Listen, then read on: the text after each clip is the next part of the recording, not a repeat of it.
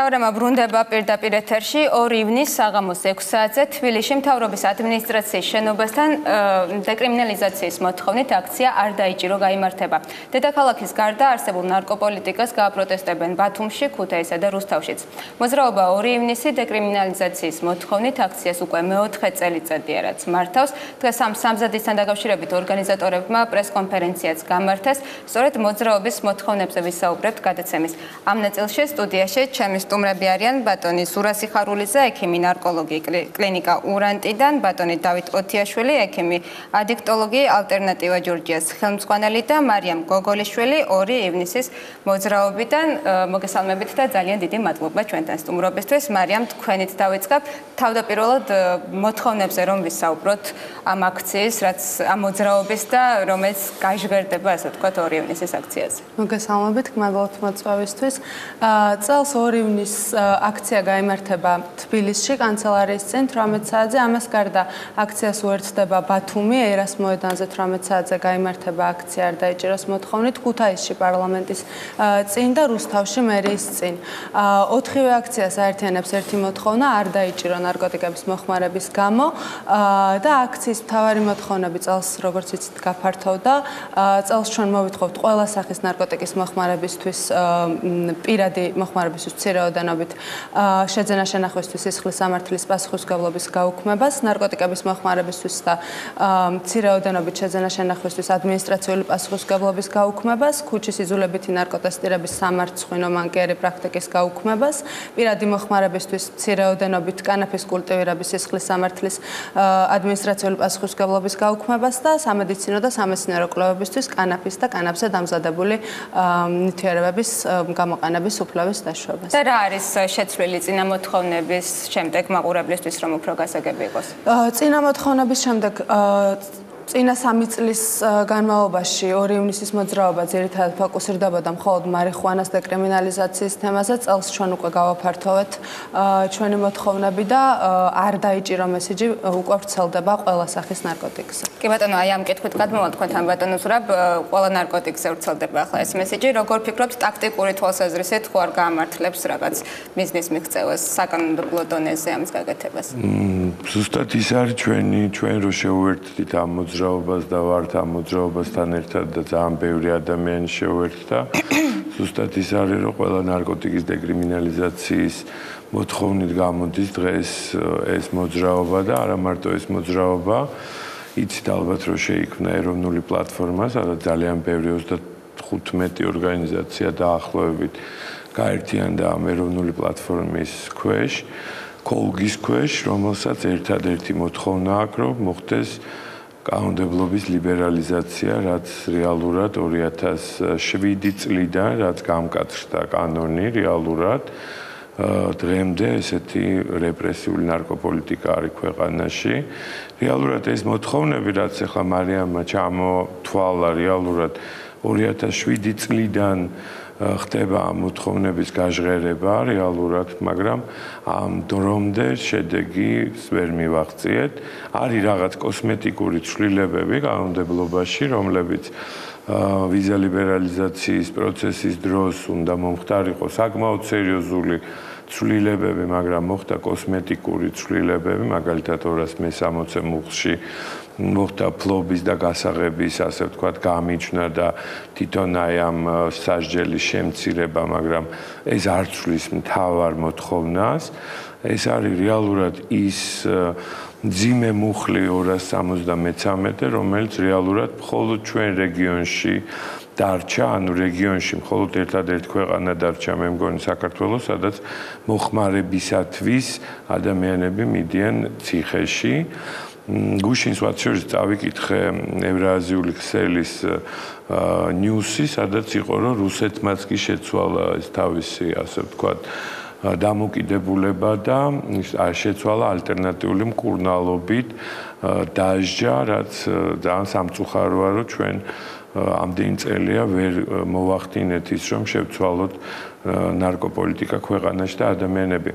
იცით რა არის, ჩვენ ჯერჯერობით მაინც ვიმყოფებით საბჭოთა კავშირის, ასე ვთქვათ, მარწუხებში, ჩვენ იდეოლოგიურად, ასე ვთქვათ, და ძალიან ბევრი ადამიანი, რომელიც დღეს დარგშიც კი მუშაობს, ასე ვთქვათ, ვერ გავიდა იმ სტიგმიდან, რომ ადამიანები რეალურად არ უნდა ისჯებოდნენ მოხმარებისთვის და წამალდამოკიდებული ადამიანები ციხეში არ უნდა მიდიოდნენ და ამისათვის უნდა არსებობდნენ. კავშირი ალბათ ოპონენტი გეტყოდათ, რომ 90-იანი წლების რაღაც მძიმე გამოცდილების შედეგი შესაძლოა იყოს. ეს 90-იანი წლების გამოცდილება გავიარეთ, დავამთავრეთ.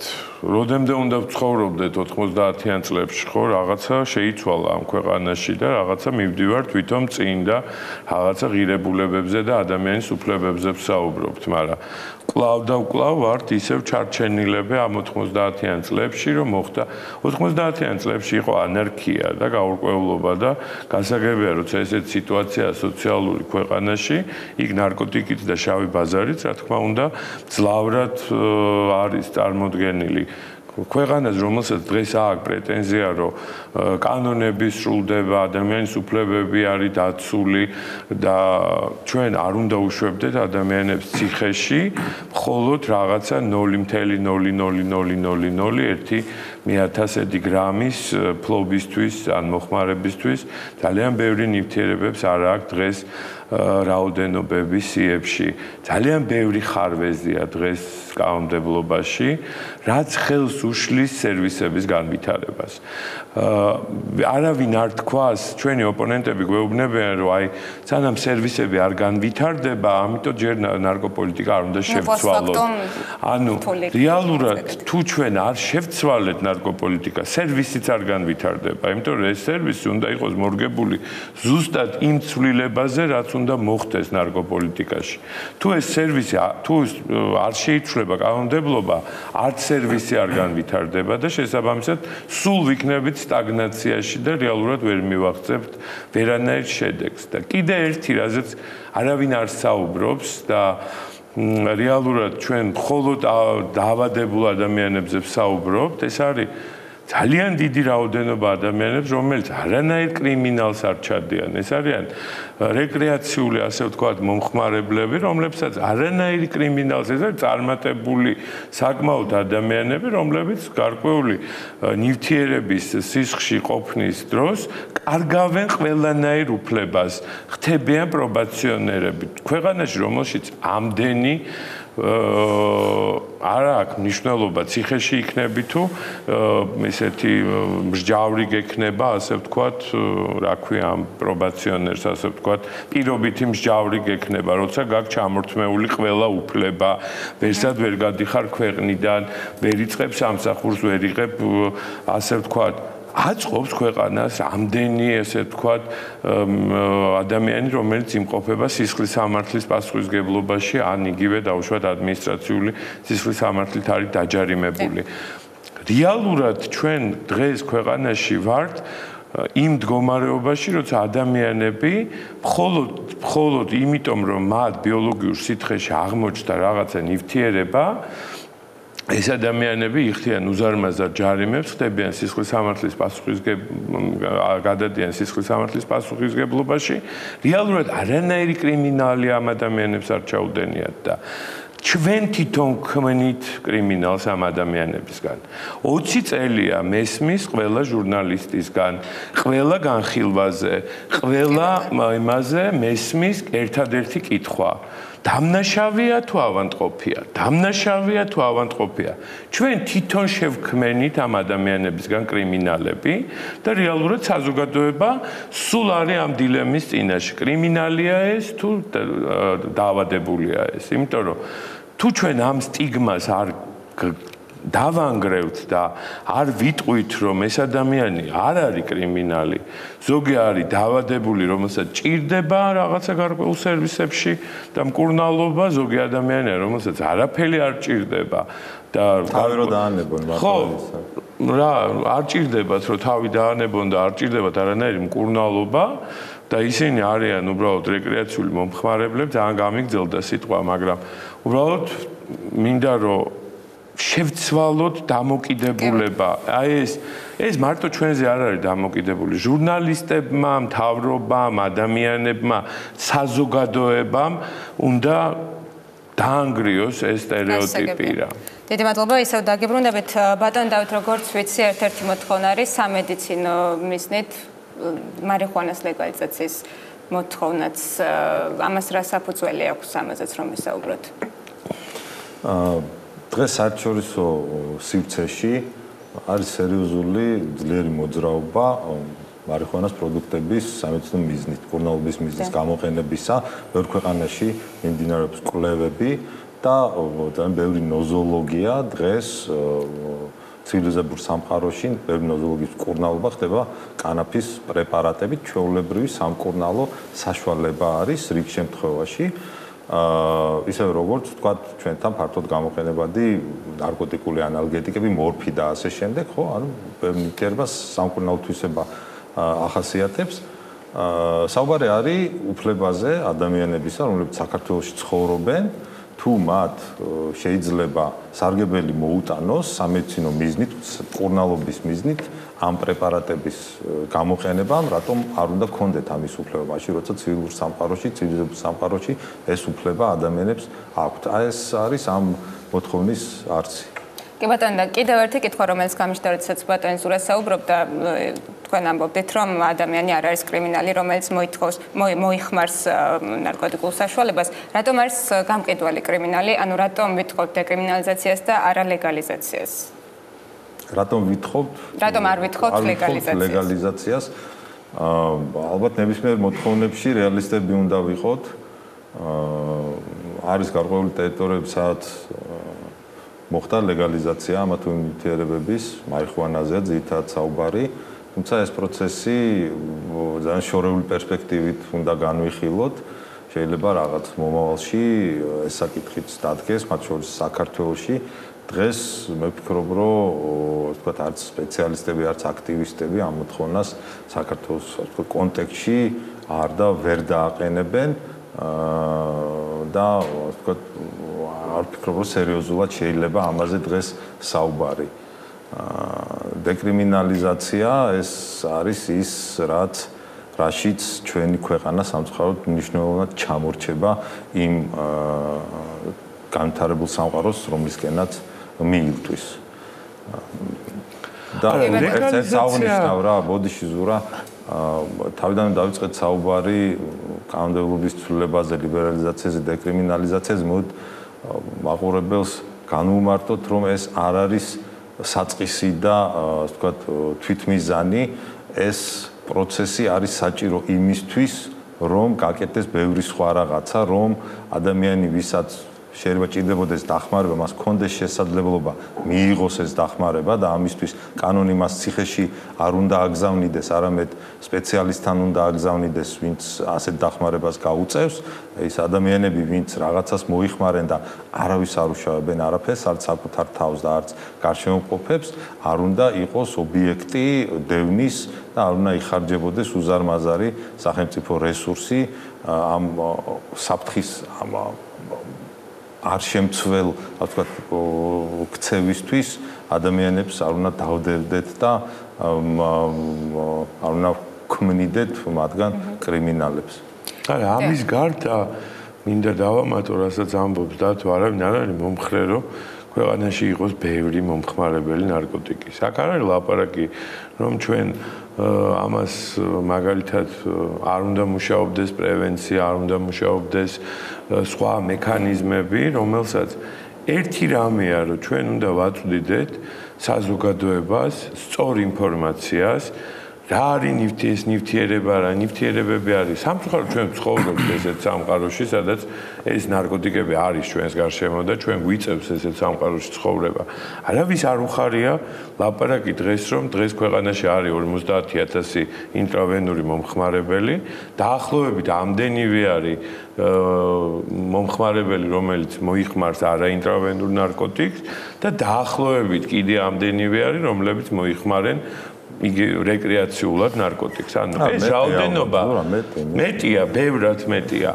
ანუ ჩვენ აქ საუბრობთ არა იმიტომ რომ ჩვენ ვილაპარაკოთ იმაზე რომ რა კარგია ეს და რა არ არის ესე ჩვენ ვლაპარაკობთ დაბალანსებულ ნარკოპოლიტიკაზე სადაც უნდა მოხდეს რეალურად ყველა იმ მექანიზმის ამუშავება რაც არის ყველა ცივილიზებულ ქვეყანაში ეს არის პრევენცია ეს არის ზიანის შემცირება ეს არის რეკრეაციული რაღაცა ადგილები, სადაც შესაძლებელია გარკვეული ადამიანების მიმართ გარკვეული, ასე ვთქვათ, მსუბუქი ნარკოტიკების მოხმარება და ასე შემდეგ, თუ მათ უნდათ და მათ ექნებათ სწორი ინფორმაცია ამ ნარკოტიკის შესახებ, რას იწვევს, როგორ იწვევს, რა დამოკიდებულებას იწვევს და ასე შემდეგ.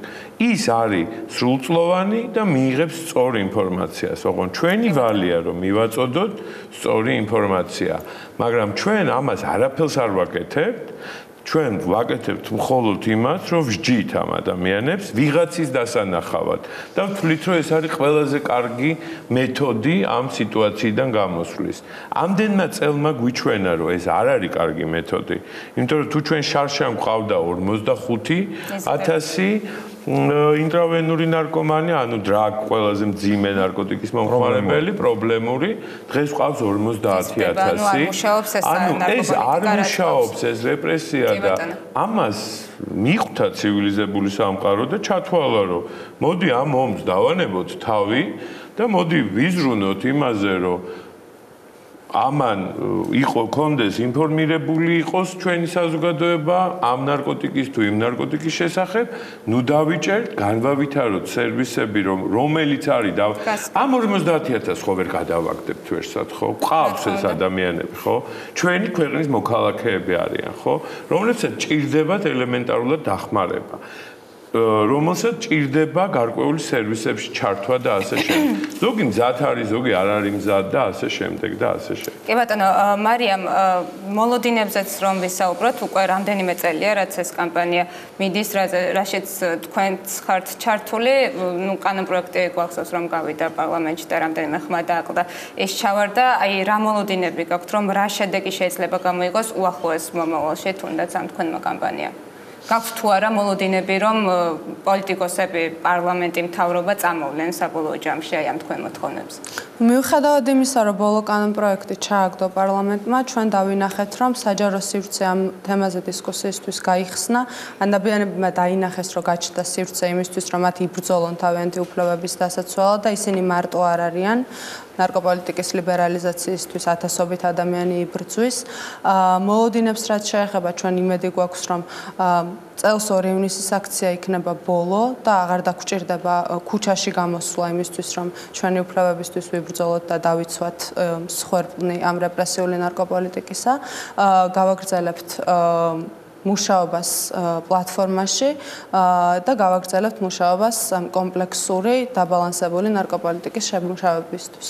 კი ბატონო დავით, თქვენ რას ფიქრობთ აი ამ სამომავლო პერსპექტივაზე, იმიტომ რომ ხშირად იგივე პრემიერ-მინისტრისგან ეს კი გაგუგია, რომ ის არ არის მომხრე, რომ ადამიანებს იჭერდეს, სხვადასხვა უმრავლესობის დეპუტატებისგან და ასე შემდეგ, მაგრამ როდესაც საქმეზე მიდგება, ზოგიერთი მათგანი უკან იხევს ხოლმე და მე საკმარისი ხმები არ გროვდება. უახლოეს მომავალში არის თუ არა ნიადაგი მზად იმისთვის, რომ წამოვიდეს ხელისუფლება დეკრიმინალიზაციაზე?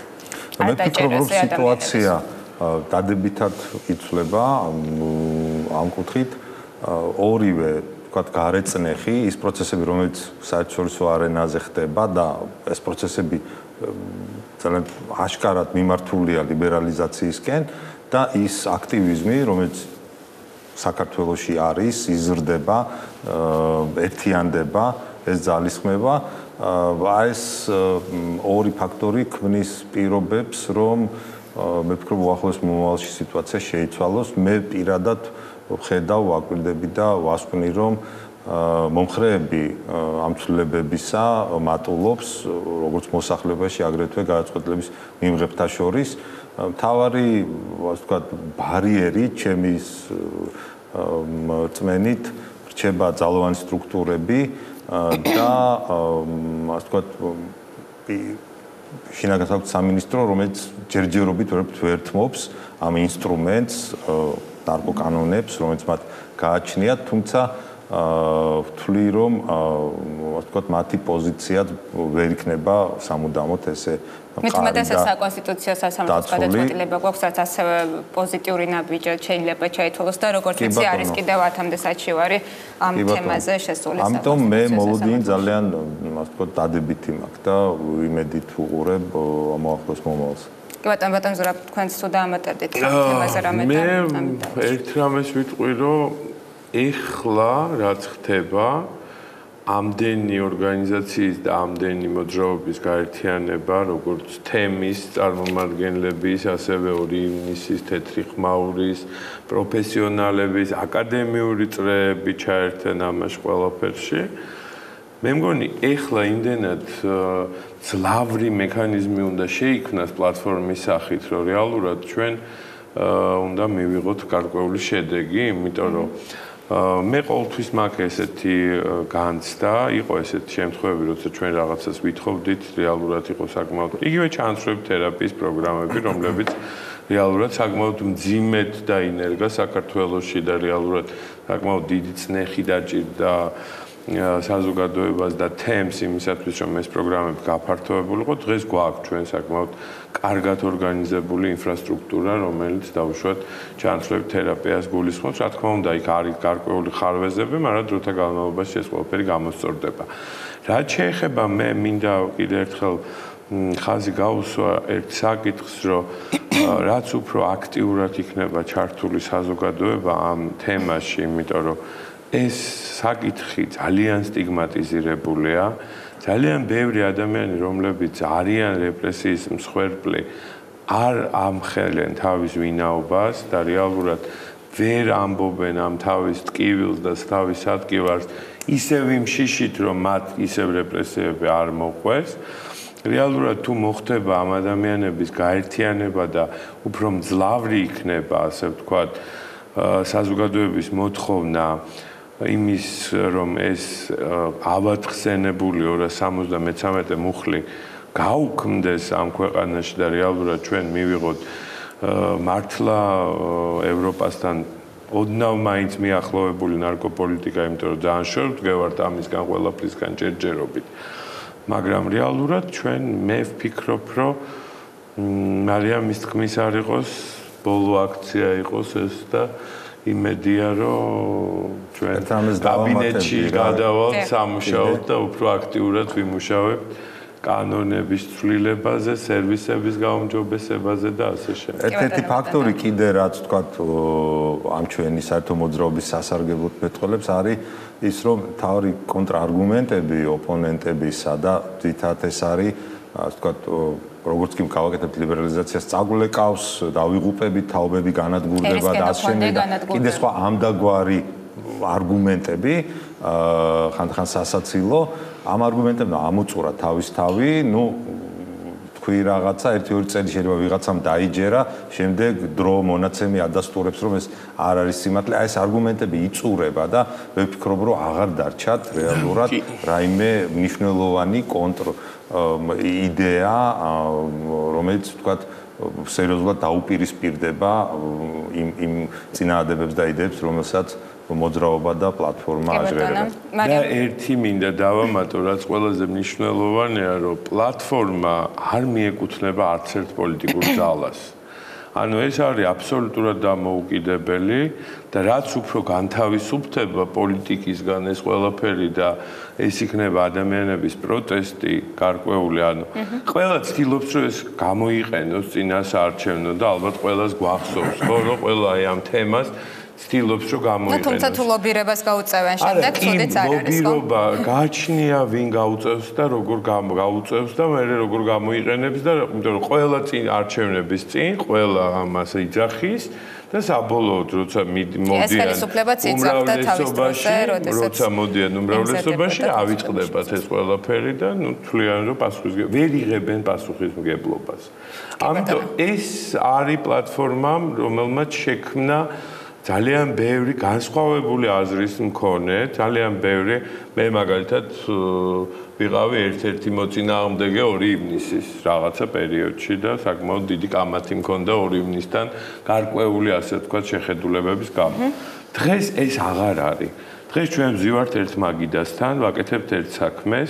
ყველა მივხვდით, რომ გადავდოთ ჩვენი ყველა ამბიცია, ჩვენი რაღაცა სიმპათიები იმის თუ ამის მიმართ და გავაკეთოთ საქმე, რომ ამ ადამიანებს, რომლებსაც ჭირდება დღეს დახმარება, დღეს უამრავი ადამიანი ციხეშია, დღეს კიდე რაღაცა 2 გრამი MDMA ის გამო ადამიანი კიდე დიდი მითი დააჯარიმეს, რაღაც სოციალურ ქსელში წავიკითხე. 25,000 ლარის საპროცესო გარიგება და კიდე 1 წელი ციხე და ასე შემდეგ. ანუ ჩვენ ვერთიანდებით იმისათვის, რომ ამ ადამიანებმა აი ესეთი რაღაცები აღარ ხდებოდეს ამ ქვეყანაში. კი ბატონო, მარიამ სურს რაღაცის დამატება და ამით დავასრულებთ. ერთს დავამატებ, ძალიან სიმბოლურია ის ფაქტი, რომ 2 ივნისი პოლიციის დღე გამოცხადდა წელს.